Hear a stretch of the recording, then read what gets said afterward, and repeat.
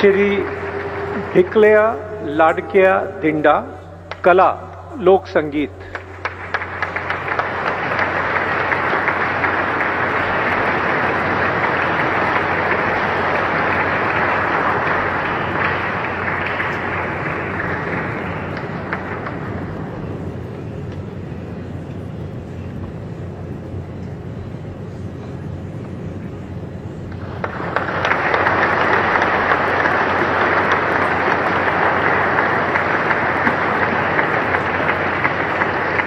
Doctor भिकल्या धिंडा आणि त्यांच्या हातातल्या वाद्याचं नाव आहे तारपा।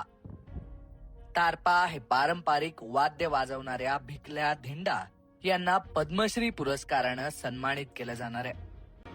पुरस्कार जाहीर झाल्यावर काय वाटतंय असं त्यांना विचारलं तेव्हा त्यांनी आपला आनंद अगदी निरागसपणे व्यक्त केलाय।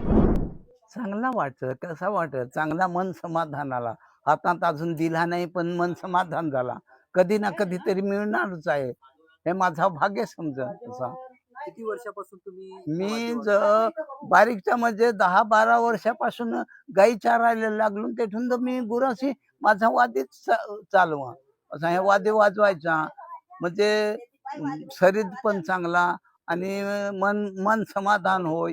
त्याच्यात जे काय मी देवाची आराधना करत ते तुम्हाला माहित नाही पडल, पण त्याचा ऐकाय मन समाधान चांगला वाटत।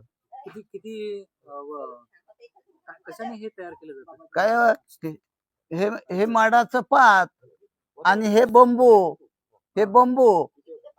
नर आणि मादी असा परिवार बनवलेला आहे आणि त्याला दुधी चोडलेली आहे। आता तरुण पिढीला तुम्ही काय सांगाल? तरुण पिढीला काय सांगायचं, आता त्याला समजवला पाहिजे, समजला पाहिजे, त्याला कळला पाहिजे ही संस्कृती टिकवायला।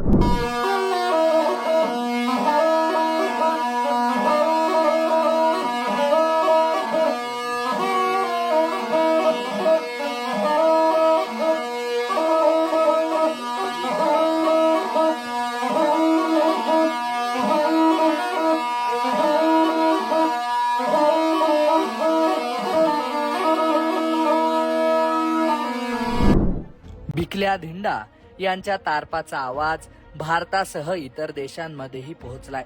त्यांच्या या कलेची दखलही घेतली गेली आहे। वेगवेगळ्या संस्थांनी शासनाने दिलेल्या पुरस्कारांनी त्यांच्या लहानशा घराची भिंत पूर्ण भरली आहे। तारपा हेच वाद्य आमचं दैवत असून येणाऱ्या पिढ्यांनी ही परंपरा जपली पाहिजे असं आवाहनही त्यांनी केलंय। भिकल्या धिंडा यांची ही कहाणी तुम्हाला कशी वाटली ते तुम्ही कमेंट बॉक्समध्ये नक्की कळवा।